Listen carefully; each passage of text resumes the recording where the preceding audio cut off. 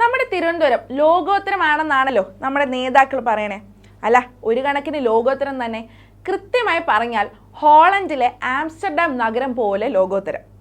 हे प्रभु हे हरि राम कृष्ण जगन्नाथ प्रेमानंद ये क्या हुआ അയ്യോ, എന്താപ്പാ തിരുവനന്തപുരത്തിന് ഇപ്പൊ ഇത്ര വലിയ പത്രാസൊക്കെ?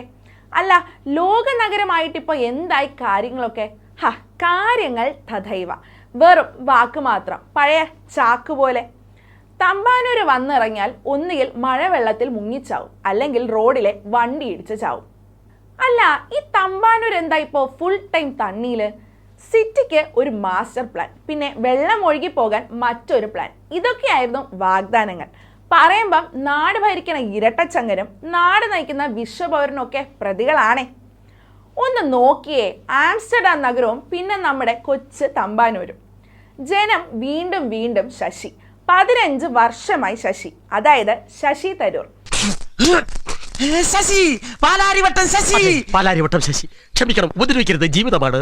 അപ്പോ അയാൾക്ക് എന്താ പണി? ഇത്തവണ ലോക പൗരൻ വരുമ്പോ ആ മീശയില്ലാത്ത മുഖത്ത് നോക്കി നിവർന്നു നിന്ന് അതങ്ങ് ചോദിക്കണം, എവിടെ സാറേ ഞങ്ങളുടെ ആംസ്റ്റർഡാം എന്ന്. ബബ്ബ പറഞ്ഞു തീരും മുമ്പ് വിശ്വപൗരനോട് ഒരു കാര്യം കൂടി ചോദിക്കണം. 15 വർഷം പോരെ സാറേ ഒരു നാട് ജീവിക്കാൻ പറ്റുന്ന രീതിയിൽ ആക്കി എടുക്കാൻ വേണ്ടിയെന്ന്.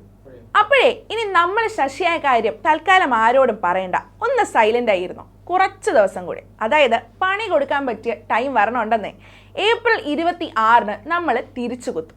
ഇത്രയും നാള് നമ്മുടെ ജീവിതം ഏപ്രിൽ 1 പോലെ വിഡ്ഢിയാക്കിയവരെ നമുക്ക് പാക്ക് ചെയ്ത് അങ്ങ് ആംസ്റ്റർഡാമിലേക്ക് അയക്കണം, ഇനി ഒരിക്കലും തിരിച്ചു വരാത്ത വിധത്തിൽ.